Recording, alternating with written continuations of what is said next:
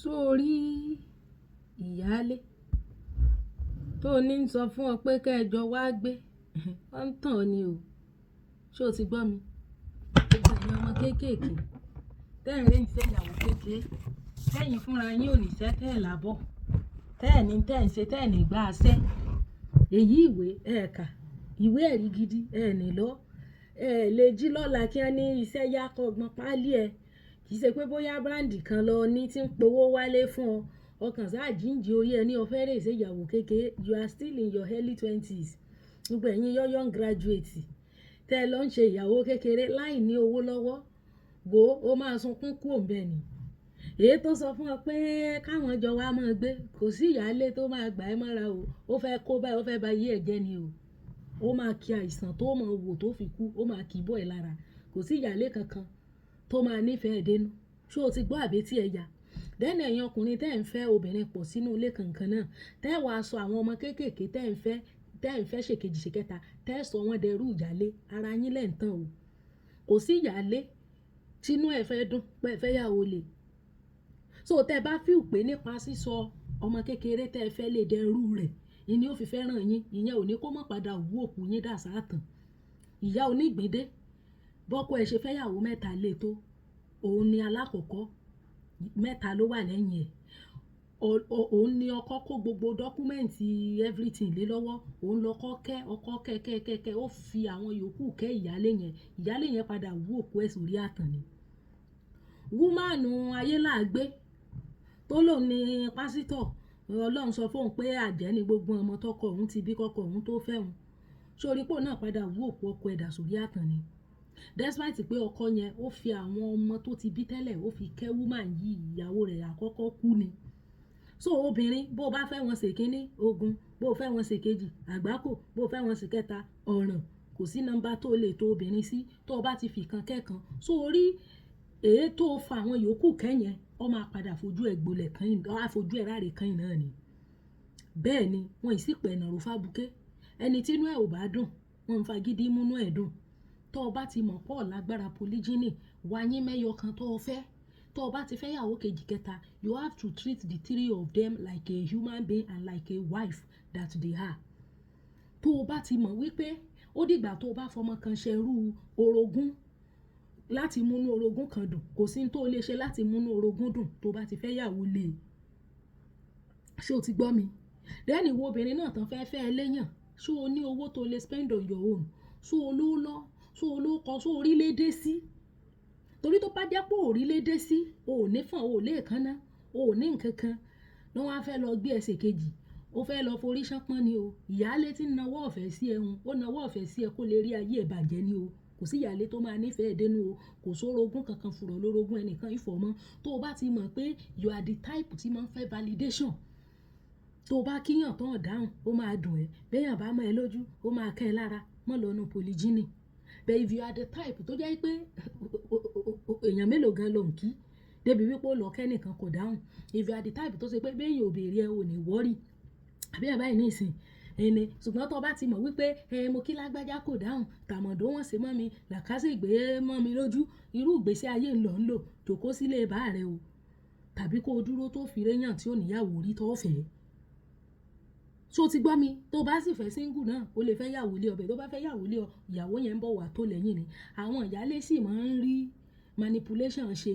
Bí ìyálé kan bá sunkún bọ́ta ní ìsìn, ayé ọ embrace rẹ̀. Ìwọ ìyàwó kékeré ò lè sunkún bọ́ta. Ayé ọ sọ fún ọ wípé ní ṣe bó ti rókolóko okun kó tó gbìn pàṣí. Kò sẹ́ni kankan tí yóò listen to your cry. Most ìyálé mi wọn ò ní sẹ́ kó lè bá wọn, wọn ò ní gbà ṣẹ́. Ṣùgbọ́n tó bá ti já wọn ìyálé, ayé ọ embrace wọn. Ìwọ ń tiẹ̀ kó o ní jẹ́bi lọ ní àjùbẹ́ lọ. Tó o bá ti fọ́kọ tó níyàwó rí, ìwọ la yóò bù. Ẹnìkan náà legend dà lára ìlẹ́nu ọjọ́ mẹ́ta yìí. Só gbé rẹ̀ sórí screen. Tó bá gbé rẹ̀ sórí screen, kò sẹ́ni kankan tí yóò ṣùgbà rẹ̀. Nítorí ìyàwó kékeré ni. Ṣùgbọ́n tó bá jẹ́ ìyálé, bẹ́fọn lásán jẹ́ bó bá ti sunkún yin báyìí, gbogbo ayé ọ̀gbàrúkù tí ni. Ìwọ tó jẹ́ ìyàwó kékeré, o ò lè rẹ́ni ṣùgbà rẹ̀. Tó o bá ti mọ̀ wípé o ò lè dáyé ṣe, béèyàn kí ọ, bí ò kí ọ, kò lè nítumọ̀ sí ọ. Irú wọn náà ń ṣe ìyàwó kékeré. Ṣùgbọ́n tó bá ti jẹ́ type mo kí mọ́mì wọn àdáhùn, mo ti ẹ̀kúnlẹ̀ wọn àti ẹ̀dáhùn, mo ti ẹ̀ṣẹ̀ kíní kan gígíní. Irú èèyàn bá ní ọ, my dear sister, jòkó rẹ sílé bá rẹ. So wá rí wọ ọkùnrin tó ní dandan lákàwọn obìnrin jọ mọ́ gbé pọ̀ ẹ̀mí rẹ ò ní gùn o. Tàbí tó fẹ́ yàwó méjì mẹ́ta tán tó wá ń fa àwọn méjì tẹ̀yìn tó ń fi wọ́n kẹ́yàlé bó o kẹ́yàlé jù bẹ́ẹ̀ lọ kò ní kó má padà wú òkú ẹ̀ sórí àtàn. Kò sí tó lè fi sìpẹ̀ fóbìnrin tó fẹ́ yàwó lé ọ́ yà ṣe balancing ni tí ọlọ́run mọ́ wulẹ̀ fẹ́ yàwó púpọ̀ rọra jòkó tì kan tó fẹ́. Ṣùgbọ́n gbogbo ẹ̀yin ọmọ kéékèèké tẹ́ ẹ jí níjì orí ẹni ẹ̀yin young graduate tẹ́ ẹ ní owó lọ́wọ́ tẹ́ ẹ níṣẹ́ gidi lọ́wọ́ tẹ́ ẹ lè dá kọ́rọ́ tọ́rọ́ àti kọ́bọ̀ ṣíṣì ná lápò ara yín tẹ́ ẹ lọ ń jẹ́ kí wọ́n mọ̀ tẹ́ ẹ wà in your age of 22 23 tán lọ́ fi ń ṣèyàwó kejì ṣèyàwó kẹta èmi ò sọ fún yín pẹ́sẹ̀ ń bẹ́ẹ̀ ṣùgbọ́n bá ṣe ń lò yín lẹ́rú ẹ ṣẹrú títí tẹ́ fi sílẹ̀ wò ni. Kò sí ẹrú tó lè ṣe fún ìyáálé kankan tó lè fi rójú rere ẹ̀. Bẹ́ẹ̀ ni mo sọ fún ọ kò sì lè kọ́ rere kí ọ láyé tí Jésù ó fi dé. Ọkùnrin tí ò bá ti lè fẹ́ obìnrin sọ́tọ̀ọ̀tọ̀ even ṣó ráhà bá a ṣe kéré mọ́ yìí kò sí tàn táwọn ò gbọ́ rí. A ti rí àwọn tán wà nínú the same compound bẹ̀ apartment kálukú yàtọ̀. A ti rí ìyáálé tó kúrò lápàtment ẹ̀ tó lọ na ìyàwó kékeré mọ́nú apartment tiẹ̀. Bí òyìnbó náà skọ̀rọ̀ ni wọ́n jọ nara wọn ni méjèèjì jọ landis hospital ni o. Ṣùgbọ́n ẹ̀mí kọ̀ọ̀kan ló kù lẹ́nu àwọn méjèèjì flat ọ̀pá wọn pọ̀ kitchen ọ̀pá wọn pọ̀ o. But the same gate kankan náà inú compound kan náà ni but different apartment ni. Àbí òye ọba yìí nísìn. So tó bá ti mọ̀ wípé ní o ò ní capacity àti kọ́ ilé oníkálùkù kó jìnnà bí sánmọ̀ ti jìnnà sílẹ̀ ẹlẹ́ dákun mọ́ fẹ́ ìyàwó ẹlẹ́ẹ̀kejì àbí kẹta àbí kẹrin o rọra jòkó tẹyọ kan tó fẹ́. Ṣùgbọ́n wọ́n tán sọ pé ìyáálé lẹ́jọ́ mọ́ gbé ẹjọ́ mọ́ wà ń kó ọmọ pé kó lè ráàyè ka ìsàn bọ́ láàánú. Ẹgbẹ̀rin ọ̀tẹ̀ bẹ́ẹ̀ bá ti ń pàkan nìkan mọ̀ rú tó bá ti wo làkó ègbé lónìí ọ máa wo sọ̀pọ̀nná lọ́la tó bá parí ìsànpọ̀nná ọ máa wo àwọn àrùn tí ò lóko àwọn àìsàn tí ò gbóògùn lọ́mọ wo sàá lójoojúmọ́.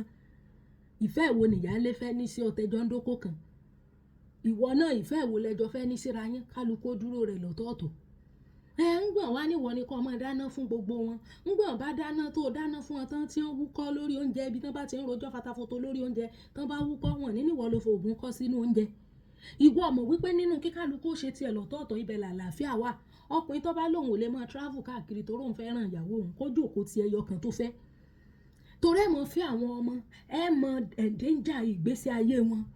Ṣé ká ṣe bàbálé àti bàbàwò náà káwọ́ bí ó ṣe rí lára ẹ̀yin ọkùnrin kóbìnrin ó ní ọkọ mẹ́ta mẹ́rin náà kó kó yín sínú compound kan kó máa move from one room to another. Mo béèrè wò. So èyí tó sọ fún ẹ wípé ìwọ lọ́lọ́nu lẹ̀ ìwọ tó ń lọ́nu polygyny o ti wá ní lọ́kàn ọlọ́gbálẹ̀ fọṣọ dáná ṣe bẹ̀ nílé ìyálé bó o gbé orí ẹ̀ fún ìyálé ó máa sọ fún ẹ pé orí ẹ̀ yẹn ti tóbi jù gan ni. Kò sí anybody lè ṣe fún ẹni obìnrin tó rogún bá ti wà kálukó kẹ́kọ̀ọ́ ẹ̀ lẹ́ni. Dẹ́ni wo ọkùnrin má rò pé tó bá fi àwọn ọmọ tó fẹ́ ní kékeré tó fi wọ́n ṣẹrú ìyálé ló fi rójú rere ìyálé ó lè rójú rere ìyálé tí Jésù ó fi dé. Ọ̀pọ̀lọpọ̀ ẹ̀yin ọkùnrin tẹ̀dẹ̀ mọ́ wà nù polygyny orogún tẹ́ fi kẹ́ ìyálé yẹn ní jẹ́ kó rójú yín lẹ̀ ìyálé tẹ́ fi kẹ́ yìí náà òun náà ò ní dáríjì yín irú yín náà máa ń wú òkú yín sórí títì. Tó ti gbọ́ mi tó bá ti fẹ́ ìyàwó tó pọ̀ you have to maintain balancing níwọ̀n bàbá rẹ̀ bá ṣe ká Ọlọ́run nìkan ló ní déédéé you have to treat each of them like a wife that they are. Tó o bá ti ní agbára láti gbé wọn sínú ilé ọ̀tọ̀ọ̀tọ̀ mọ̀ wulẹ̀ fẹ́ wọn. Ìwọ obìnrin náà tó rò wípé ó lọ mọ nulẹ̀ nílé ìyálé kan ó lọ mọ gbálẹ̀ nílé ìyálé kan ó lọ mọ bá ìyálé kan fọ pátá má lọ fọ pátá ìyálé má lọ fọ pátá orogún kankan o. Torí wípé tó bá fọ pátá ẹ̀ tó bá wọ̀ tán tójú abẹ́ bá hun yóò ní wọ́n ló fi kánsà sínú pátá òun. Ẹ̀yin tí ẹ ṣe é bẹ̀rù orí ara yín ná. Ẹni tẹ́ ń bomi fún tẹ́ ń gbóúnjẹ fún tó bá wúkọ́ kò ní ní oúnjẹ tó gbé fóun wọ́n ló fòògùn ikọ́ sí. Maintain your lane kóníkálùkù dúró ẹ̀ lálàáfíà. Kò sórogún àtìyàwó kìíní àti kejì àti kẹta kò sórogún tán lè jọ nífẹ̀ẹ́ ara wọn. Everybody should maintain his lane. Ẹnìkan ló gbé odidi ọmọ tó bí tó fòbò ẹ̀bì ló gbé sépè tọmọ sì pa yìí béèyàn bá lè ṣe irú yàn fọmọ tó bínú mélòó wá nìwọ. Ẹ wá lé ẹjọ́ ń dáná pọ̀ ẹjọ́ ń ní kòkò ọbẹ̀ ẹjọ́ ń wà ń kó gbogbo àwọn tó ń wà ń kó lórí TikTok wọ́n ń tàn yín ni o wọ́n ń tàn yín ní fùrọ̀ lórogún ẹnìkan ìfọ̀mọ́ èèyàn méjì tó kó kan bá ti pa wọ́n pọ̀ wọn ò lè nífẹ̀ẹ́ ara wọn. Stop pretending stop panic-beating everyone should maintain his lane. Ọkùnrin tí ò bá lè treat gbogbo obìnrin tó wà nínú life ẹ̀ like a woman you see like an entity tó jẹ́ treat them like that ṣùgbọ́n tó bá wá fíù pé o fẹ́ tu ẹnìkan nú o wá ń fẹ́ ẹnìkan ṣerú ẹnìkan ẹni tó padà fìyàn ṣerú fún yẹn kò lè padà rojú rere ẹ̀ náà tó bá nítorí kí ìyálé má bàa bínú o wá sọ àwọn ìyàwó kejì kẹta ìkẹrin o wá sọ wọ́n dẹrú rẹ̀ orí burúkú ìyá ló máa padà jẹ lọ́dọ̀ ìyálé tó bá sì ṣe pé ìyálé náà lọ pati tó wá ń ṣe dáadáa síyàwó ibi tó bá fìsì jù gan ò lè rojú rere ń bẹ̀ ṣó ti gbọ́ mi ọ̀pọ̀lọpọ̀ ẹ̀yin ọkùnrin ibi tẹ́ ẹ máa ń rò wípé ibi tẹ́ ẹ fìsì jù yẹn gan lẹ́yìn tí rojú rere wúmánù tó lọ wọ́pọ̀ ọkọ ẹ̀ lẹ́nu ọjọ́ mẹ́ta ìtaari lágídígbò ṣebí torí wúmà yẹn ni máa yẹn ṣe lé gbogbo àwọn ọmọ tó ti bí tẹ́lẹ̀ gbogbo ọmọ òkú ọ̀run ọmọ first wife ẹ̀ tó kú torí wúmà yìí ni máa yẹn ṣe lé gbogbo wọn dànù wúmà yẹn padà wú òkú máa yẹn lọ dá sáàtàn ni bẹ́ẹ̀ ni bí tí mo rí nu ọmọ rẹ̀ ọjọ́ náà tí ò wà train tí ò rí tí ń rò ọmọ náà wá ní àwọn fẹ́ ibi tó ìbóná wòkú bàbá wọn lọ àwọn náà wá ń ṣáájò kọ́ọ̀pù bàbá wọn ẹbí tí mo ń rí nu ọba ní ẹ̀pẹ́ bí ti rí wá gbogbo ẹ̀yin ọkùnrin tó ṣe pé ẹ̀tọ́ gbangba sùn lọ yẹ tẹ́ mọ wá ṣe pẹ́pẹ́ fúrú òfòfò obìnrin nítorí ẹ fẹ́ yàwó tẹ́ wà fẹ́ sọ obìnrin tẹ́ ẹ fẹ́ hùn ẹ fẹ́ sọ dẹrú ètò bá ń lé kò sí nǹkan kan tó lè ṣe sí ìyáálé tó lè fi rójú rere ẹ̀ tó bá ti fẹ́ yàwó lé bẹ́ẹ̀ sì máa lò lọ́nu ṣó ti gbọ́ mi torí tí n bá ti fẹ́ sọ̀rọ̀ ẹ̀yin ọkùnrin báyìí mo máa ranjú wọn nítorí nǹkan tọ́rọ̀ yín gbá nìyẹn ńgbẹ bá lọ ń tòsí àwọn ọmọ kéékèèké yẹn gbogbo oríṣiríṣi ọ̀rọ̀ tẹ́ ń sọ fún wọn ẹ̀ ní rántí máa ń gbà náà ńgbọ̀n bá wá délé tán ẹ̀ wá sọ wọ́n dẹrú ìyálé ìkan sọ wípé gbogbo àwọn obìnrin tọkọ àwọn fẹ́ lé ìyálé gbogbo wọn ìyálé ní gbẹ̀bí wọn ìyálé kìí ṣe nọ́ọ̀sì kìí ṣe midwife o tí wọ́n bá fẹ́ bímọ báyìí wọn ò ní lọ sí hospital ìyálé ní ó gbẹ̀bí wọn láì ṣe nọ́ọ̀sì láì ṣe dókítọ̀ láì ṣe midwife ò ní ó gbẹ̀bí wọn ẹ dákun ṣé ìyẹn ò ní máa fún wọn lábàrá pẹ̀lú ìrora ìrọbí ẹ rà nítorí ẹ̀ ń wojú rere torí tó o bá mọ̀ pé ń wojú rere ìyàwó ẹ̀ jòkó tóun nìkan ṣó ti gbọ́ jòkó tóun nìkan tó bá máa sún ẹ̀jẹ̀ kó fi ẹ́ ṣe súyà ẹ̀yin ọkùnrin ẹ̀ẹ́kù náà ni kò sí important kankan lẹ́yìn kẹ́ ẹ ṣiṣẹ́ kẹ́ ẹ sin obìnrin especially àwọn obìnrin tó máa ń ní feeling of entitlement yẹn àwọn náà máa ń feel entitled jù nínú ìrìn àjò ayé so tó bá ti mọ̀ jòkó ṣùgbọ́n kò ń wojú rere ẹnìkan ó wá sọmọ kan dẹrú rẹ̀ kò sí bó ṣe lè fi ìyàwó kékeré ṣe ẹrú ìyálé tó o ò lè still rojú rere ìyálé náà abẹ́tà kò maintain òun nìkan kó fi gbígbá olórí kó kú níjọ́ tó bá máa kú ṣùgbọ́n wípé ní kó fẹ́ ọmọ ṣìkejì ṣìkẹta kẹ wá kó gbogbo àwọn ọmọ young stars yẹn kẹ wá máa fi wọ́n ṣerú àwọn ìyálé kò lè wọ́ọ̀kì o ìwọ náà tí ìyálé ní o wá mọ̀ bọ́n gbé kàn jọ mọ́ dáná tó o bá ìlọ ọbẹ̀ o ti ṣe orí ibú bẹ́ẹ̀ ni mo sọ fún ẹ tó ló máa ka àwọn àrágbá yamu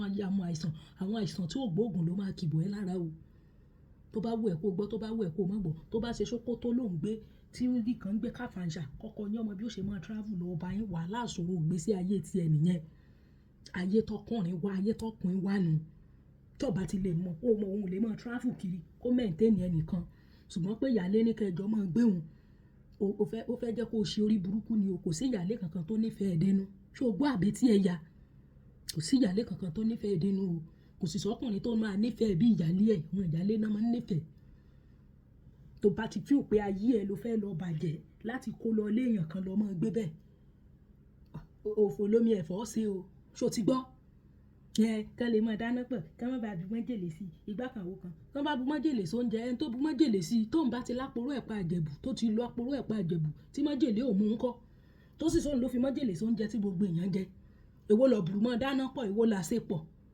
ọ̀fọ̀n bá ti tọ̀ sí gbẹ̀gìrì kálukó kẹ́kọ̀ọ́ ẹ̀ lẹ́ni kò sájọgbé kankan ẹ̀yin ọkùnrin ẹ yé fọ́ọ̀sì ń tẹ̀lé gbà lórí àwọn obìnrin mọ́ ẹ yé fọ́ọ̀sì ẹ̀ lórí àwọn obìnrin mọ́ ọ̀tọ̀ọ̀tọ̀ lóbìnrin dùn mọ́ bó bá fẹ́fẹ́ kẹta àbí kẹrin náà kálukó dúró ẹ̀ lọ́tọ̀ọ̀tọ̀ bó bá ṣe kan lọ́sẹ̀ nọ́bá náà ọ̀wà mọ́ rí ọ ọmọ pẹ́ kan lọ́sẹ̀ tọkọ ẹ bá dé ọkọ rẹ wà ráǹdì tó bá ṣe méjì lọ́sẹ̀ náà bí i Monday Tuesday náà ọmọ wa ó ti mọ̀ pé ọkọ rẹ wà ráǹdì tó bá sì ṣe kan lóṣù ni ọmọ pé ọgbádùn ẹ̀kan lóṣù tí wọ́n wá dùn rẹ̀ ṣùgbọ́n ìpele wa jọ ń gbélé nǹkan mọ́ lùpọ̀ bọ̀ ni wọ́n wá ń yọ kẹ́lẹ́kẹ́lẹ́ wá wọ̀nù yàrá rẹ̀ bí ìgbà wípé ṣe ló ń jí hàn fẹ́ ìyẹn gbọ́ òkè òkè ń ṣèyàwó ìyẹn òkè yẹn ò nítumọ̀ o tó ti gbá mi abẹ́tà kò tètè dúró kò fẹ́ yọ̀ǹgà kò fẹ́ yọ̀ǹgì ẹgbẹ́ ẹ̀ ju pé kò lọ fẹ́ yàn kan tó máa gbé ẹ pamọ́ tó máa fi ẹ ṣẹrú ìyálé kan ṣó ti gbọ́ bá dẹ̀ wẹ̀ kó olóògbọ̀ wàhálà ló kó rẹ̀ sí ọkùnrin tó fi ẹ́ ṣerú ìyálé nọ́mbà wà ọkùnrin ò lè rójú rere ìyálé hùn ọ̀bá àṣẹrú jù bẹ́ẹ̀ lọ ṣó ti yọ ṣó ti gbọ́ ṣó ti wàá rí wọ náà tó jẹ́ nọ́mbà 2 náà àbí nọ́mbà 3 lọ jẹ́ ni o lè rí fẹ̀ bí àwọn takò kàn kí yá ọmọ tó ń jẹ pọnmọpọn mi tẹ ṣọ́ ọmọ pé ó ti wà marginalized already because number 2 3 4 lọ tòsí náà tẹ́lẹ̀tẹ́lẹ̀ à ń bọ̀ sí bọ̀ sí kó tó lọ rí iṣẹ́ rúmọ́ tó di kalẹ̀ tó o bá ti ní owó tiẹ̀ lọ́wọ́ kí wọ́n gan gáláǹtì kó dúró tán wọ́n lọ ṣe pòlíjìnì o tètè dúró sẹ́gbẹ́ jẹ́gẹ́dẹ́ rẹ̀ ṣé o ti gbọ́